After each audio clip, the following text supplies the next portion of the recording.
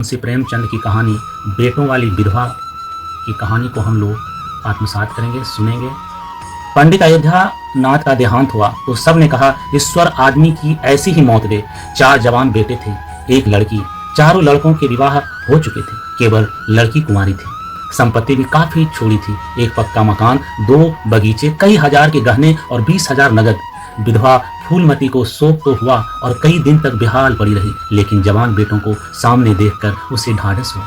चारों लड़के एक से एक सुशील, चारों बहुएं एक से एक बढ़कर आज्ञाकारिणी। जब वह रात को लेटती तो चारों बारी बारी से उसके पांव दबाती। वह स्नान करके उठती तो उसकी साड़ी छांटती।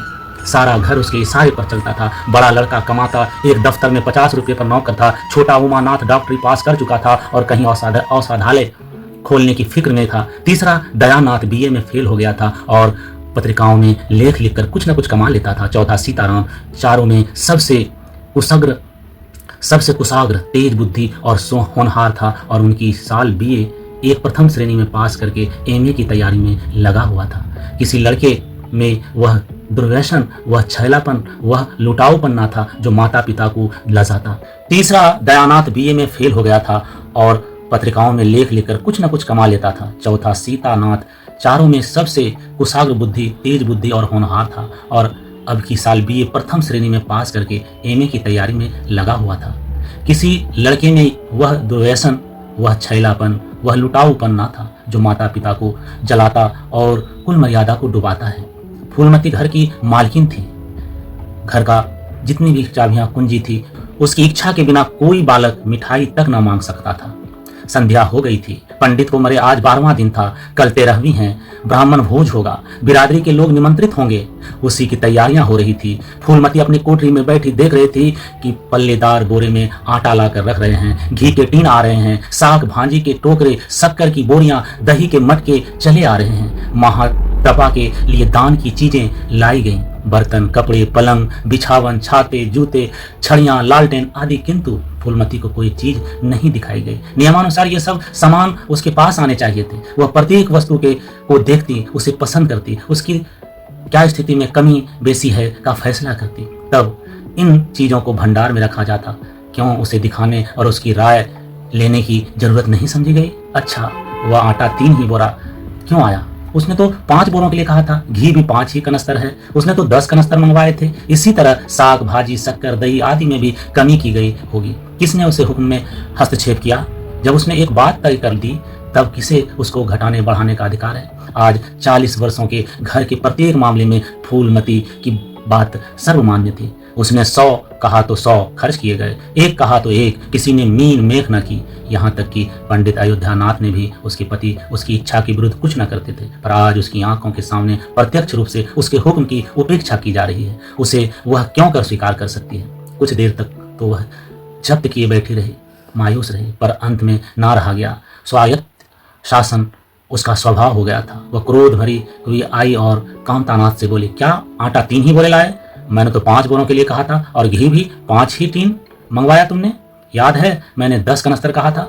किफायत को मैं बुरा नहीं समझती, लेकिन जिसने यह कुआं खोदा है उसी की आत्मा पानी को तरसते, यह कितनी लज्जा की बात है।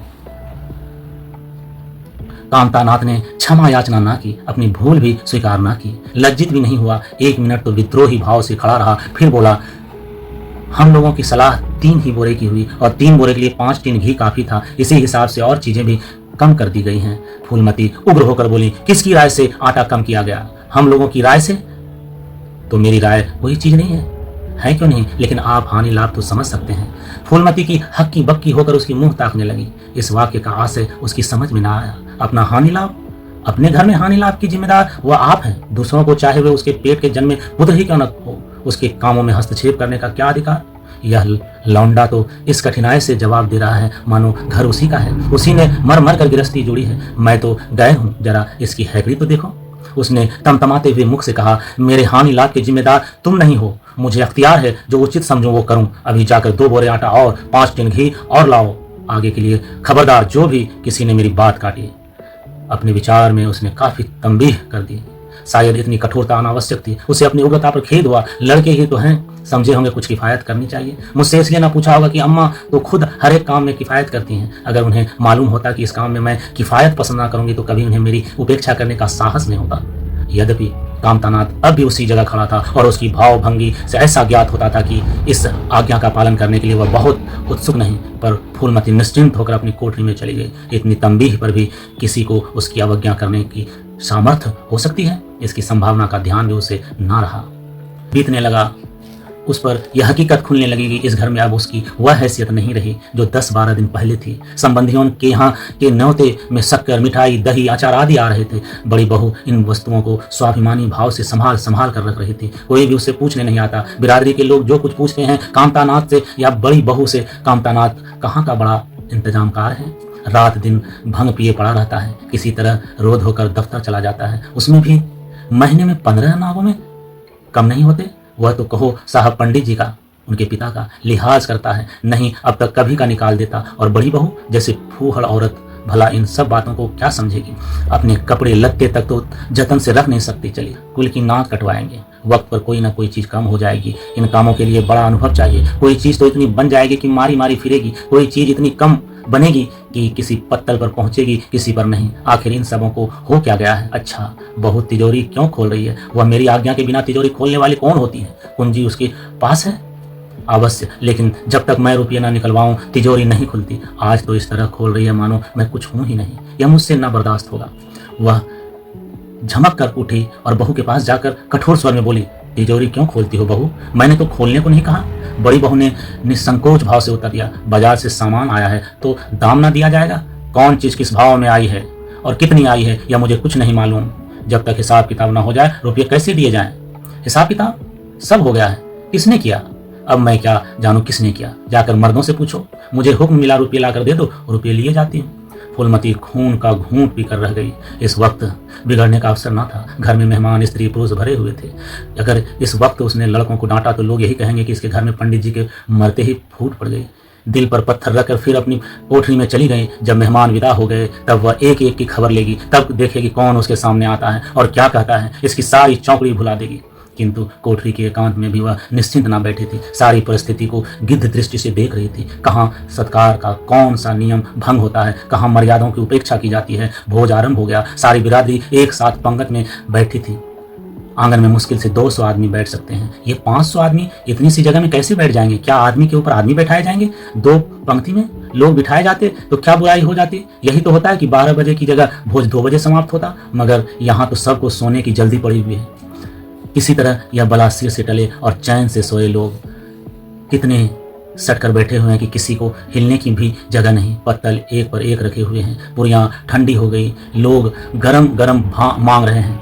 मैदे की पुरिया ठंडी होकर चिमड़ी हो जाती है। इन्हें कौन खाएगा? रसोइये को कढ़ाव पर रस से ना जाने क्यों उठा दिया गया। यही सब बातें नाक काटने की हैं। सहसा शोर मचा कि तरकारियों में नमक नहीं है। बड़ी बहुत जल्दी जल्दी नमक पीसने लगी। फूलमती क्रोध के मारे ओठ चबा रही थी, पर इस अवसर पर मुंह न खोल सकती थी। नमक पिसा और पत्तलों पर डाला गया। इतने में फिर शोर मच गई। पानी गर्म है, ठंडा पानी लाओ। ठंडे पानी का कोई प्रबंध न था। बर्फ भी न मंगाई गई थी। आदमी बाजार दौड़ाया गया, मगर बाजार में इतने रात गए, बर्फ कहाँ? आदमी खाली हाथ लौट आया। मेहमानों को वही नल का गर्म पानी पीना पड़ा। फूलमती का बस चलता तो लड़कों का मुंह नोच लेती। सब मालिक बनने के लिए मरते हैं। बर्फ जैसी जरूरी चीज मंगवाने की भी किसी को सुधी न थी। सुधी कहाँ से रहे जब किसी का गप लड़ाने से फुर्सत मिले? मेहमान अपने दिल में क्या कहेंगे कि चले हैं बिरादरी को भोज देने और घर में बर्फ तक नहीं। अच्छा, फिर यह हलचल क्यों मच गई? अरे लोग पंगत से उठे जा रहे हैं, क्या मामला है? फूलमती उदासीन न रह सकी। कोठरी से निकलकर बरामदे में आई और कामतानाथ से पूछा, क्या बात हो गई? हल्ला, लोग उठे क्यों जा रहे हैं लल्ला?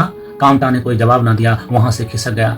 फूलमती झुंझला कर रह गई। सहसा कहारिन मिल गई। फूलमती ने उससे भी यह प्रश्न किया। मालूम हुआ कि किसी के शोरबे में मरी हुई चुहिया निकल आई। फूलमती त्रिच लिखित सी हो खड़ी रह गई। भीतर ऐसा उबाल उठा कि दीवार से सिर टकरा ले। अभागे भोज का प्रबंध करने चले थे। इस फूहड़पन की कोई हद है? कितने आदमियों का धर्म सत्यानाश हो गया। फिर पंगत क्यों न उठे? आंखों से देखकर अपना धर्म कौन गवाएगा? हाँ, सारा किया धरा मिट्टी में मिल गया। सैकड़ों रुपए पर पानी फिर गया, बदनामी हुई वह अलग। मेहमान उठ चुके थे, पत्तलों पर खाना ज्यों का त्यों पड़ा हुआ था। चारों लड़के आंगन में लज्जित खड़े थे, एक दूसरे को इल्जाम दे रहा था। बड़ी बहू अपनी देवरानियों पर बिगड़ रही थी, देवरानियां सारा दोष कुमुद के सिर डालती थी। कुमुद खड़ी रो रही थी। उसी वक्त फूलमती झिल्लाई हुई आकर बोली, मुंह में कालिख लगी कि नहीं, या अभी कुछ कसर बाकी है? डूब मरो सबके सब जाकर चुल्लू भर पानी में, शहर में कहीं मुंह दिखाने लायक भी नहीं रहे। किसी लड़के ने जवाब न दिया। फूलमती और भी प्रचंड होकर बोली, तुम लोगों को क्या किसी की शर्म हया? अब चुप रहो अम्मा, भूल हुई हम सब मानते हैं, बड़ी भयंकर भूल हुई, लेकिन अब क्या उसके लिए घर के प्राणियों को हलाक कर दोगी? सभी से भूल होती है, आदमी पछता कर रह जाता है, किसी की जान तो नहीं मारी जाती। बड़ी बहू ने अपनी सफाई दी, हम क्या जानते थे कि कुमुद से इतना सा काम ना होगा। इन्हें चाहिए था कि देखकर तरकारी कढ़ाव में डाल दी, टोकरी उठाकर कढ़ाव में डाल दी। हमारा क्या दोष? कामतानाथ ने पत्नी को डांटा, इसमें न कुमुद का कसूर है, न तुम्हारा न मेरा, संयोग की बात है। बदनामी भाग में लिखी थी, वह हुई। इतने बड़े भोज में एक एक मुट्ठी तरकारी कढ़ाव में नहीं डाली जाती, टोकरे के टोकरे उड़े दिए जाते हैं। कभी कभी ऐसी दुर्घटना होती है, पर इसमें कैसी जगहसाई और कैसी नकटाई। तुम खामखा जले पर नमक छिड़कती हो। फूलमती ने दांत पीस कर कहा, शर्माते तो नहीं, उल्टे और बेहयाई की बातें करते हो। कामतानाथ ने निसंकोच होकर कहा, शर्माऊं क्यों? किसी की चोरी की है? चीनी में चीटे और आटे में घून या नहीं देखे जाते? पहले हमारी निगाह ना पड़ी, बस यही बात बिगड़ गई। नहीं चुपके से चुहिया निकल कर फेंक देते, किसी को खबर ना होती। फूलमती ने चकित होकर कहा, क्या कहता है? मरी चुहिया खिलाकर सबका धर्म बिगाड़ देता? कामता हंस कर बोला, क्या पुराने जमाने की बातें करती हो अम्मा? इन बातों से धर्म नहीं जाता। या धर्मात्मा लोग जो पत्तल पर से उठ गए हैं, इनमें से कौन है जो भेड़ बकरी का मांस न खाता हो? तालाब के कछुए और घोंगे तक को किसी ने बचते नहीं दिया। चूहिया में क्या रखा था? फूलमती को ऐसा प्रतीत हुआ कि प्रलय आने में बहुत देर नहीं। जब पढ़े लिखे आदमियों के मन में ऐसे अधार्मिक भाव आने लगे तो फिर धर्म की भगवान ही रक्षा करे। अपना समूह लेकर चली गई। 2 महीने गुजर गए। रात का समय है, चारों भाई दिन में काम से छुट्टी पर आकर कमरे में बैठे गपशप कर रहे हैं। बड़ी बहू भी षड्यंत्र में शरीक है। कुमुद के विवाह का प्रश्न छिड़ा हुआ। कामतानाथ ने मसनद पर टेक लगाते हुए कहा, दादा की बात दादा के साथ गई। पंडित विद्वान भी हैं और कुलीन भी होंगे, लेकिन जो आदमी अपनी विद्या और कुलीनता को रुपयों पर बेचे वह नीच है। ऐसे नीच आदमी के लड़के से हम कुमुद का विवाह नहीं करेंगे। 5,000 तो दूर की बात है, उसे बताओ कि किसी दूसरे वर की तलाश करे। हमारे पास कुल 20,000 ही तो हैं। एक एक के हिस्से में 5-5 हजार आते हैं। 5,000 दहेज में दे देंगे तो 5,000 नेग न्योछावर बाजे गाजे में उड़ा दें तो फिर हमारी बघिया ही बैठ जाएगी। उमानाथ बोले, मुझे अपना औषधालय खोलने के लिए कम से कम 5,000 की जरूरत है। मैं अपने हिस्से में से 1 पाई भी नहीं दे सकता। फिर खुलते ही आमदनी तो होगी नहीं, कम से कम साल भर घर से खाना पड़ेगा। दयानाथ एक समाचार पत्र लेख आंखों से ऐनक उतारते हुए बोले, मेरा विचार भी एक है। प्रेस और पत्रिका में कम से कम 10,000 का कैपिटल चाहिए। 5,000 मेरे रहेंगे तो कोई ना कोई साझेदार भी मिल जाएगा। पत्रिका में लेख लिखकर मेरा निर्वाह नहीं हो सकता। कामतानाथ ने सिर हिलाते हुए कहा, अजी राम भजो, सेंत में कोई लेख छपवाता नहीं, रुपये कौन देता है? दयानाथ ने प्रतिवाद किया, नहीं यह बात तो नहीं है, मैं तो कोई भी बिना पेशगी पुरस्कार लिए नहीं लिखता। कामता ने जैसे अपने शब्द वापस लिए, तुम्हारी बात में नहीं कहता भाई, तुम तो थोड़ा बहुत मार लेते हो, लेकिन सबको तो नहीं मिलता। बड़ी बहू ने श्रद्धा भाव से कहा, कन्या भाग्यवान हो तो दरिद्र घर में भी सुखी रह सकती है, अभागी हो तो राजा के घर में भी रहेगी। यह सब नसीबों का खेल है। कामतानाथ ने स्त्री की ओर प्रशंसा भाव से देखा, फिर इसी साल हमें सीता का विवाह भी तो करना है। सीतानाथ सबसे छोटा था, सिर झुकाए भाइयों की स्वार्थ भरी बातें सुन सुनकर कुछ कहने के लिए उतावला हो रहा था। अपना नाम सुनते ही बोला, मेरे विवाह की आप लोग चिंता ना करें, मैं जब तक किसी धंधे में ना लग जाऊं विवाह का नाम भी ना लूँगा। और सच पूछिए तो मैं विवाह करना ही नहीं चाहता। देश को इस समय बालकों की ज़रूरत नहीं, काम करने वालों की ज़रूरत है। मेरे हिस्से के रुपये आप कुमुद के विवाह में खर्च कर दें। सारी बातें तय हो जाने के बाद यह उचित नहीं है कि पंडित मुरारीलाल से संबंध तोड़ दिया जाए। उमा ने तीव्र स्वर में कहा, 10,000 कहाँ से आएंगे? सीता ने डरते हुए कहा, मैं तो अपने हिस्से के रुपये देने को कहता हूँ। और शेष? मुरारीलाल ने कहा कि जाए कि दहेज में कुछ कमी कर दें, वे इतने स्वार्थ नहीं हैं कि उस अवसर पर कुछ बोल सखाने में तैयार ना हो जाए। अगर वो 3,000 में संतुष्ट हो जाए तो 5,000 में विवाह हो सकता है। उमा ने कामतानाथ से कहा, सुनते हैं भाई साहब इसकी बातें? दयानाथ बोल उठे, तो इसमें आप लोगों का क्या नुकसान है? मुझे तो इस बात से खुशी हो रही कि भला हम में कोई तो त्याग करने योग्य है। इन्हें तत्काल रुपये की ज़रूरत नहीं है, सरकार से वजीफा पाते ही हैं, पास होने पर कहीं ना कहीं जगह मिल जाएगी। हम लोगों की हालत तो ऐसी नहीं है। कामतानाथ ने दूरदर्शिता का परिचय दिया, नुकसान की एक ही कही, हम में से एक को कष्ट हो तो क्या और लोग बैठे देखेंगे? यह अभी लड़के हैं, इन्हें क्या मालूम समय पर 1 रुपया 1 लाख का काम करता है। कौन जानता है कि कल इन्हें विद्यालय जाकर पढ़ने के लिए सरकारी वजीफा मिल जाए या सिविल सर्विस में आ जाए। उस वक्त सफ़र की तैयारियों में 4-5 हज़ार लग जाएंगे, तब किसके सामने हाथ फैलाते फिरेंगे? मैं यह नहीं चाहता कि दहेज के पीछे इनकी ज़िंदगी नष्ट हो जाए। इस तर्क ने सीतानाथ को भी तोड़ दिया। सकुचाता हुआ बोला, हाँ, यदि ऐसा हुआ तो बेशक मुझे रुपयों की ज़रूरत होगी। क्या ऐसा होना असंभव है? असंभव तो मैं नहीं समझता, लेकिन कठिन अवश्य है। वजीफे उन्हें मिलते हैं जिनके पास सिफारिशें होती हैं, मुझे कौन पूछता है। कभी कभी सिफारिशें धरी रह जाती हैं और बिना सिफारिश वाले बाजी मार जाते हैं। तो आप जैसा उचित समझे, मुझे यहाँ तक मंजूर है कि चाहे मैं विलायत ना जाऊँ पर कुमुद अच्छे घर में जाए। कामतानाथ ने निष्ठा भाव से कहा, अच्छा, घर दहेज देने ही से नहीं मिलता भैया। जैसा तुम्हारी भाभी ने कहा, यह नसीबों का खेल है। मैं तो चाहता हूँ कि मुरारी लाल को जवाब दे दिया जाए और कोई ऐसा घर खोजा जाए जो थोड़े में राजी हो जाए। इस विवाह में मैं 1000 से ज़्यादा नहीं खर्च कर सकता। पंडित दीनदयाल कैसे हैं?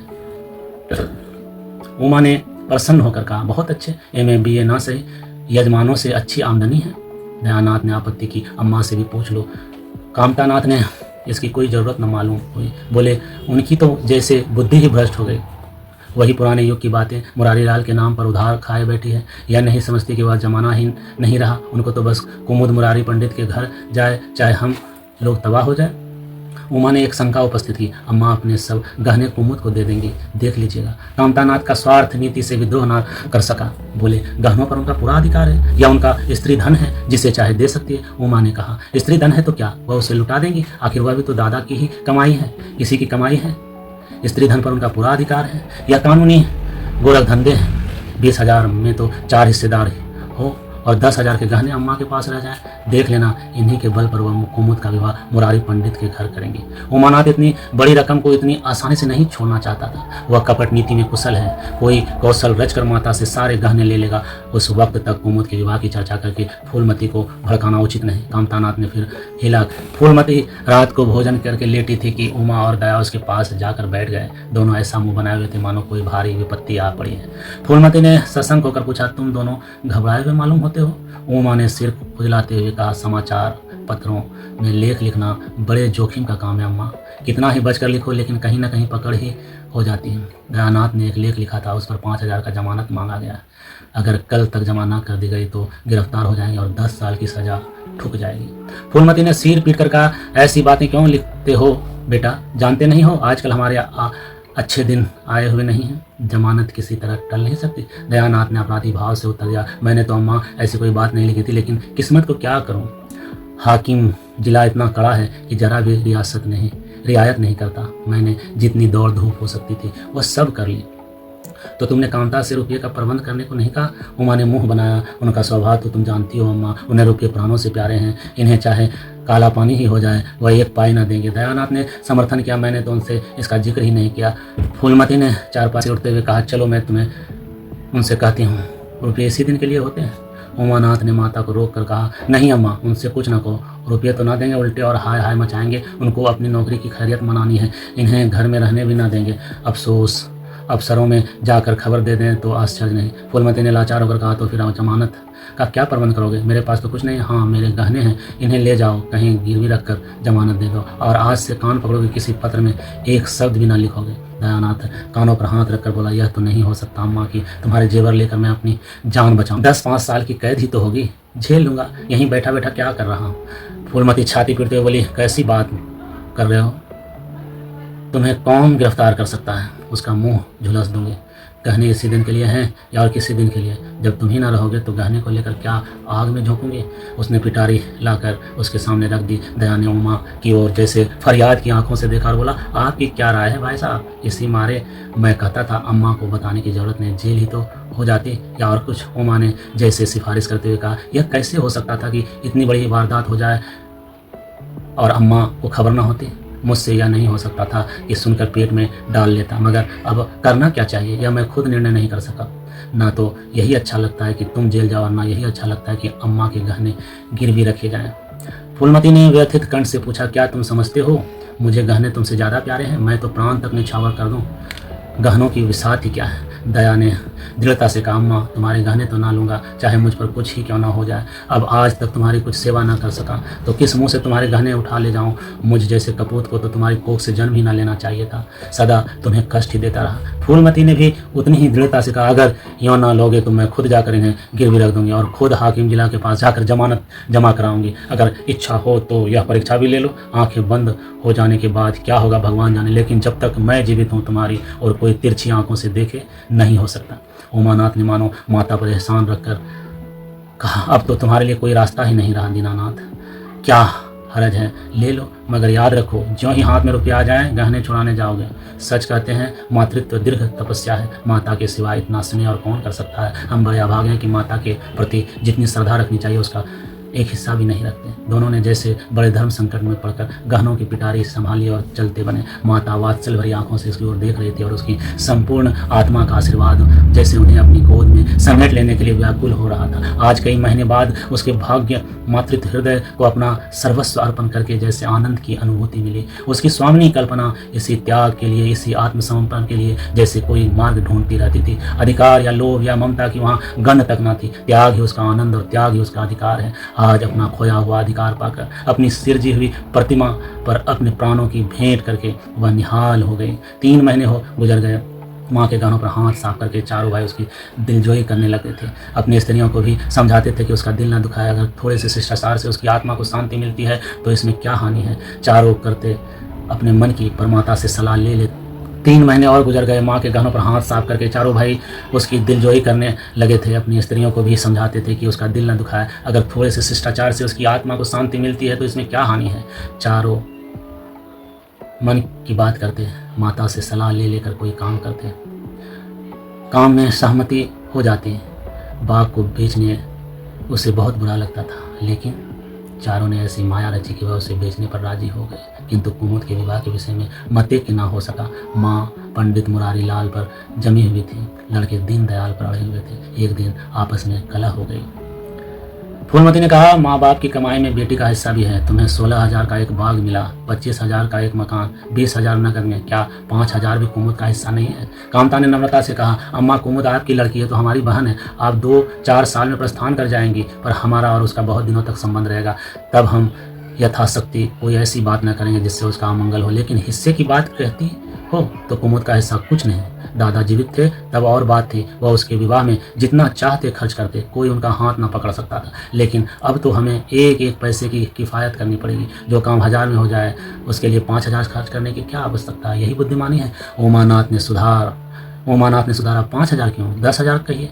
कामता ने भावे सिकोड़ कर कहा, नहीं मैं 5,000 ही कहूँगा। एक विवाह में 5,000 खर्च करने की हमारी हैसियत नहीं है। फूलमती ने जिद पकड़कर कहा, विवाह तो मुरारी लाल के पुत्र से ही होगा। 5,000 खर्च हो चाहे 10,000, मेरे पति की कमाई है, मैंने मर मर का जोड़ा है, अपनी इच्छा से खर्च करूंगी। तुम्ही ने मेरे कोख से नहीं जन्म लिया है, कुमुद भी उसी कोख से आई है। मेरी आंखों में तुम सब बराबर हो, मैं किसी से कुछ मांगती नहीं हूँ। तुम बैठे तमाशा देखो, मैं सब कुछ कर लूँगी। 20,000 में 5,000 कुमुद का है। कामतानाथ को अब कड़वे सत्य की शरण लेने के सिवा और मार्ग न रहा। बोला, अम्मा तुम बरबस बात बढ़ाती हो। जिन रुपयों को तुम अपना समझती हो वह तुम्हारे नहीं है। तुम हमारी अनुमति के बिना उनमें से कुछ नहीं खर्च कर सकती। फूलमती को जैसे सर्प ने डस लिया। क्या कहा? फिर तो कहना मैं अपने ही संचय रुपये अपनी इच्छा से नहीं खर्च कर सकती। वाह, वह रुपये तुम्हारे नहीं रहे, हमारे हो गए। तुम्हारे होंगे लेकिन मेरे मरने के बाद।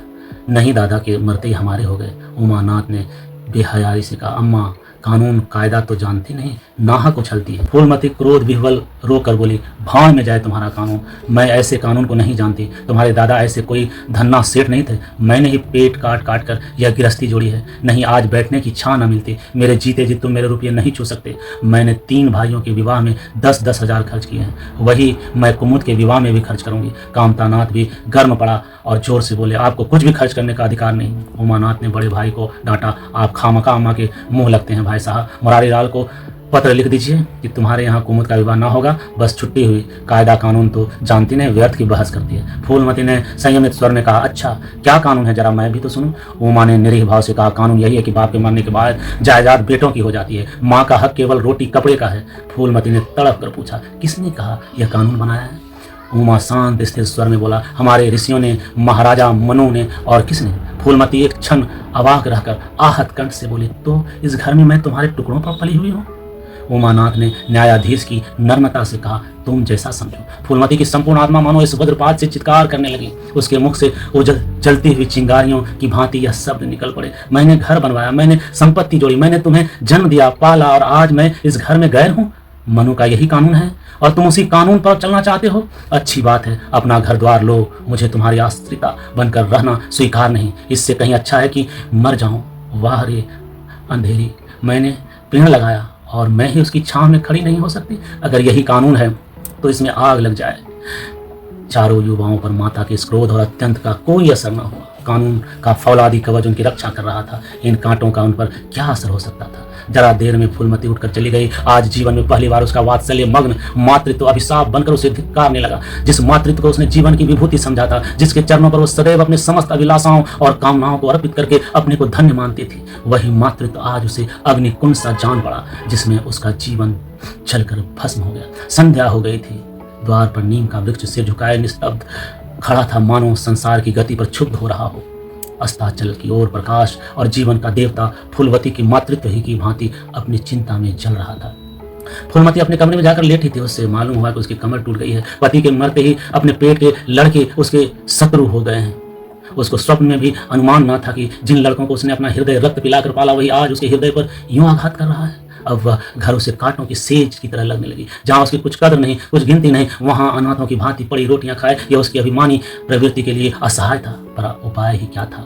वह लड़कों से अलग होकर रहे भी तो नाक किसकी कटेगी? संसार उसे थूके तो क्या और लड़कों को थूके तो क्या? बदनामी तो उसी की होगी। दुनिया यही तो कहेगी, चार जवान बेटों के होते हुए अलग पड़ी हुई, मजूरी करके पेट पाल गई। जिन्हें उसने हमेशा नीच समझा, वही उस पर हंसेंगे। नहीं, वह अपमान इस अनादर से कहीं ज्यादा हृदय विदारक था। अब अपना और घर का पर्दा ढका रखने में ही कुशल है। अब उसे अपने को नहीं, परिस्थितियों के अनुकूल बनाना पड़ेगा। समय बदल गया है। अब तक स्वामिनी बनकर, मालकिन बनकर रही, अब लौंडी बनकर, गुलाम बनकर रहेगी। ईश्वर की यही इच्छा है। अपने बेटों की बातों और लातें, गैरों की बातों और लातों की अपेक्षा भी गनीमत है। वह बड़ी देर तक मुंह ढांपे अपनी दशा पर रोती रही। सारी रात इसी आत्मवेदना में कट गई। शरद का प्रभाव ढलता ढलता उषा की गोद में निकला, जैसे कोई कैदी छिपकर जेल से भाग आया हो। फूलमती अपने नियम के विरुद्ध आज तड़के ही उठी। रात भर में उसका मानसिक परिवर्तन हो चुका था। सारा घर सो रहा था और वह आंगन में झाड़ू लगा रही थी। रात भर ओस में भींगी हुई उसकी पक्की जमीन उसके नंगे पैरों में कांटों की तरह चुभ रही थी। पंडित जी उसे कभी इतने सवेरे उठने न देते थे। शीत उसके लिए बहुत हानिकारक था, पर अब वह दिन नहीं रहे। प्रकृति उसको भी समय के साथ बदल देने का प्रयत्न कर रही थी। झाड़ू से फुर्सत पाकर उसने आग जलाई और चावल दाल की कंकड़ियां चुनने लगी। कुछ देर में लड़के जगे, बहुएं उठी। सभी ने बुढ़िया को सर्दी से सिकुड़े हुए काम करते हुए देखा, पर किसी ने यह न कहा कि अम्मा क्यों काम कर रही हो। शायद सब के सब बुढ़िया के इस मान मर्दन पर प्रसन्न थे। आज से फूलमती का यही नियम हो गया कि जी तोड़कर घर का काम करना है और नित्य रोज अलग रहना है। उसके मुख पर जो एक आत्मगौरव झलकता रहता था, उसकी जगह गहरी वेदना छाई हुई नजर आती थी। जहां बिजली जलती थी, वहां अब तेल का दिया टिमटिमा रहा था, जिसे बुझा देने के लिए हवा का एक हल्का सा झोंका काफी है। मुरारीलाल को इनकारी पत्र लिखने की बात पक्की हो चुकी थी। दूसरे दिन पत्र लिख दिया गया। दीनदयाल से कुमुद का विवाह निश्चित हो गया। दीनदयाल की उम्र 40 कुछ अधिक थी। मर्यादा में भी कुछ ठेठ थे। रोटी दाल से खुश थे। बिना किसी ठहराव के विवाह करने पर राजी हो गए। तिथि नियत हो गई, बारात आई, विवाह हुआ और कुमुद विदा कर दी गई। फूलमती के दिल पर क्या गुजर रही थी, इसे कौन जान सकता है। पर चारों भाई बहुत प्रसन्न थे, मानो उसके हृदय का कांटा निकल गया हो। ऊंचे कुल की कन्या मुंह कैसे खोलती। भाग्य में सुख भोगना लिखा होगा, सुख भोगेगी। दुख भोगना लिखा होगा, दुख झेलेगी। हर इच्छा बेकसों का अंतिम अवलंबन है। घरवाली ने जिससे विवाह कर दिया, उसमें हजार ऐब हो तो भी वह उसका उपहास्य करता स्वामी है। प्रतिरोध उसकी कल्पना से परे था। फूलमती ने किसी काम में दखल न दिया। कुमुद को क्या दिया गया, मेहमानों को कैसा सत्कार किया गया, किसके यहाँ से न्योते में क्या आया, किसी बात से भी उसे सरोकार न था। उससे कोई सलाह भी ली गई तो यही कहाँ बेटा, तुम लोग जो करते हो अच्छा ही करते हो, मुझसे क्या पूछते हो। जब कुमुद के लिए द्वार पर डोली आ गई और कुमुद माँ के गले लिपट कर रोने लगी, तो वह बेटी को अपनी कोठरी में ले गई और जो कुछ 150 रुपये और 2-4 मामूली गहने उसके पास बचे हुए थे, सब सरबर उसे अपनी सफाई देने की जरूरत मालूम है। कुमुद यह भाव मन में लेकर जाए कि अम्मा ने अपने गहने बहुओं के लिए रख छोड़े, इसे वह किसी तरह न सह सकती थी, इसलिए वह उसे अपनी कोठरी में ले गई थी। लेकिन कुमुद को पहले ही इस कौशल की टोह मिल चुकी थी। उसने गहने और रुपये आंचल से निकालकर माता के चरणों में रख दिए और बोली, अम्मा मेरे लिए तुम्हारा आशीर्वाद लाखों रुपयों के बराबर है, तुम इन चीज़ों को अपने पास रखो, ना जाने अभी तुम्हारी किन विपत्तियों का सामना करना पड़े। फूलमती कुछ कहना ही चाहती थी कि उमानाथ ने आकर कहा, क्या कर रही है कुमुद, चल जल्दी कर, शायद डोली जाती है, समय बीतता जा रहा है, वह लोग हाय हाय कर रहे हैं, फिर तो 2-4 महीने में आएगी ही, जो कुछ लेना देना हो ले लेना। फूलमती घाव पर जैसे मानो नमक पड़ गया, बोली, मेरे पास अब क्या है भैया जो इसे मैं दूंगी, जाओ बेटी, भगवान तुम्हारा सुहाग अमर करे। कुमुद विदा हो गई। फूलमती पछाड़ खाकर गिर पड़ी, जीवन की लालसा नष्ट हो गई। 1 साल बीत गया। फूलमती का कमरा घर में सब कमरों से बड़ा और हवादार था। कई महीनों से उसने बड़ी बहू के लिए खाली कर दिया था और खुद एक छोटी सी कोठरी में रहने लगी थी, जैसे कोई भिखारी न हो। बेटों और बहुओं से अब उसे जरा भी स्नेह न था। वह अब घर की लौंडी थी, नौकरानी थी। घर के किसी प्राणी, किसी वस्तु, किसी प्रसंग से उसे प्रयोजन न था। वह केवल इसलिए जीती थी कि मौत न आती थी। सुख या दुख का उसे कोई लेस मात्र भी ज्ञान न था। उमानाथ का औषधालय खुला, काम करता है पर खाता है मन से। फूलमती बेकहे काम करती थी पर खाती थी विष के कौर की तरह। महीनों सिर में तेल न पड़ता, महीनों कपड़े न धुलते, कुछ परवाह नहीं। चेतना शून्य हो गई थी। सावन की झड़ी लगी हुई थी। मलेरिया फैल रहा था। आकाश में मटियाले बादल थे, जमीन पर मटियाला पानी, आर्द्र वायु शीत ज्वर और श्वास का वितरण करती फिरती थी। घर की महरी बीमार पड़ गई। फूलमती ने घर के सारे बर्तन मांजे, पानी में भींग भींग कर सारा काम किया, फिर आग जलाई और चूल्हे पर पतलियां चढ़ा दी। लड़कों को समय पर भोजन मिलना चाहिए। सहसा उसे याद आया, कामतानाथ नल का पानी नहीं पीते। उसी वर्षा में गंगा जल लाने चली गई। कामतानाथ ने पलंग पर लेटे लेटे कहा, रहने दो अम्मा, मैं पानी भर लाऊंगा, आज महरी खूब बैठ रही। फूलमती ने मटियाले आकाश की ओर देखकर कहा, तुम भीग जाओगे बेटा, सर्दी हो जाएगी। कामतानाथ ने बोले, तुम भी तो भीग रही हो, वही बीमार, कहीं तुम बीमार न पड़ जाओ। फूलमती निर्मल भाव से बोली, मैं बीमार न पड़ूंगी, मुझे भगवान ने अमर कर दिया है। उमानाथ भी वहीं बैठा हुआ था। उसके औषधालय में कुछ आमदनी न होती थी, इसलिए बहुत चिंतित था। भाई भौज की मुँह देखी करता रहता था। बोला, जाने भी दो मैं भैया, कुछ बहुत दिनों बहुओं पर राज कर चुकी है, उसका प्रायश्चित तो करने दो। गंगा बढ़ी हुई थी जैसे समुद्र हो, क्षितिज के सामने के कुल से मिला हुआ था। किनारों के वृक्षों की केवल फुनगियां पानी के ऊपर रह गई थी। घाट ऊपर तक पानी में डूब गए थे। फूलमती कलसा लिए नीचे उतरी, पानी भरा और ऊपर जा ही रही थी कि पांव फिसला, संभल न सकी, पानी में गिर पड़ी। पल भर हाथ पांव चलाए, फिर लहरें उसे नीचे खींच ले गई। किनारे पर 2-4 पंडे चिल्लाए, अरे दौड़ो, बुढ़िया डूबी जाती है। 2-4 आदमी दौड़े भी, लेकिन फूलमती लहरों में समा गई थी, उन बल खाती हुई लहरों में जिन्हें देखकर हृदय कांप उठता था। एक ने पूछा, ये कौन बुढ़िया थी? अरे वही पंडित अयोध्यानाथ की विधवा है। अयोध्यानाथ तो बड़े आदमी थे। हाँ थे तो, पर इसके भाग में ठोकर खाना लिखा था। उनके तो कई लड़के बड़े बड़े हैं और सब कमाते हैं। हाँ सब है भाई, मगर भाग भी तो कोई वस्तु है।